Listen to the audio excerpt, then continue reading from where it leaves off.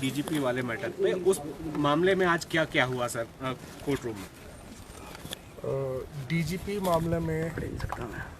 मामला तो नहीं कहूँगा, निशांत शर्मा के मामले में हाई कोर्ट ने एक स्वतः संज्ञान लिया था court on its own motion petition पर, जिसमें हाई कोर्ट ने हमसे स्टेटस रिपोर्ट मांगी थी। आज 2 शिमला एसपी और कांगड़ा एसपी ने उसमें स्टेटस रिपोर्ट फाइल की।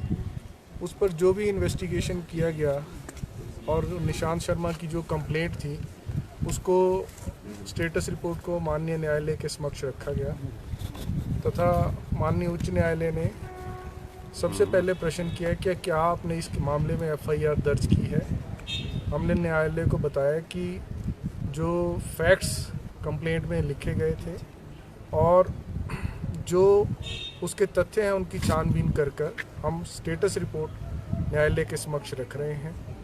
तो मामले में न्यायालय का मत था कि आरती वाले केस में सुप्रीम कोर्ट ने स्पष्ट किया है कि जब भी कोई व्यक्ति कंप्लेंट करता है तो उसकी कंप्लेंट तुरंत एफआईआर में दर्ज होकर उसकी जांच होनी चाहिए और उसके पश्चात आगे की कार्रवाई होनी चाहिए।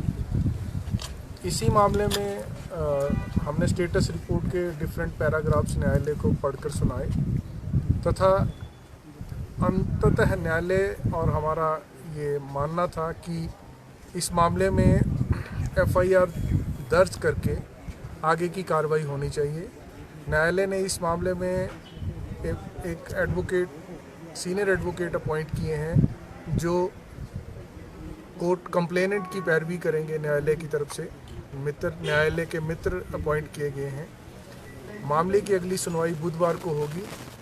तब तक हमने न्यायालय को ये एश्योर किया है कि इस मामले में कांगड़ा में, क्योंकि सारा इंसिडेंट कांगड़ा में हुआ है, उसकी कंप्लेंट कांगड़ा में आई, वो पहले एसपी कांगड़ा के पास तुरंत पहुंचा और इसलिए इस मामले में कांगड़ा में एफआईआर दर्ज करके बुधवार तक न्यायालय में अगली स्टेटस रिपोर्ट फाइल की जाएगी। सर ये भी जानकारी है कि जो कांगड़ा पुलिस ने जो है शुरुआती मामले में ढिलाई इसमें बरती, कोर्ट थोड़ा नाराज इसमें नजर आया।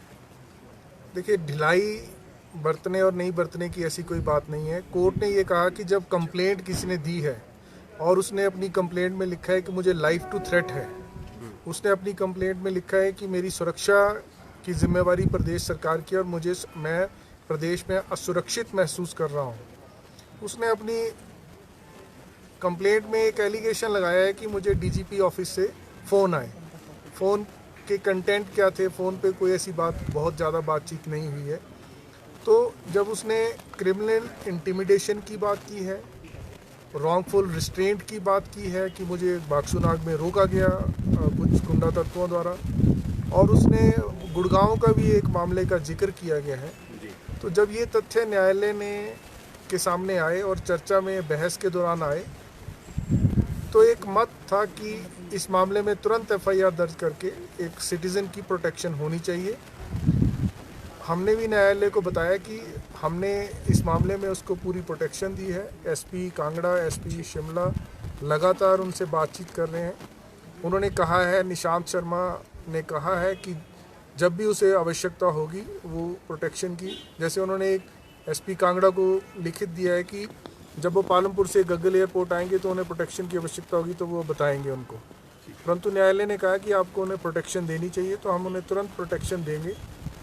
और क्योंकि मामले में गंभीरता है तो उसमें एफआईआर दर्ज करके उसकी फर्दर जांच की जाएगी। थोड़ा सा सरल तरीके से हम समझना चाहेंगे, ये सरकार ने कोर्ट को कहा कि सरकार एफआईआर करेगी या हाई कोर्ट के आदेश हैं एफआईआर के?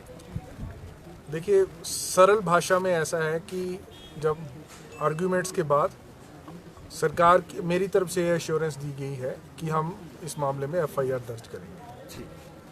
डीजीपी की भूमिका के ऊपर कोई सवाल उठाया? डीजीपी की भूमिका पर न्यायालय में कोई चर्चा नहीं हुई। वो न्यायालय में सिर्फ इतनी चर्चा हुई कि डीजीपी ने एक एफआईआर दर्ज करवाई है डेफामेशन के संदर्भ में, तो न्यायालय ने कहा कि आप उसकी अलग से फेयर छानबीन करें और इसी प्रकार जो इस व्यक्ति ने कंप्लेंट दी है इसकी भी एफआईआर दर्ज करके इसकी भी फेयर छानबीन करें और फेयर इन्वेस्टिगेशन होना ही आवश्यक है, जो न्यायालय का ध्याय है। ठीक है।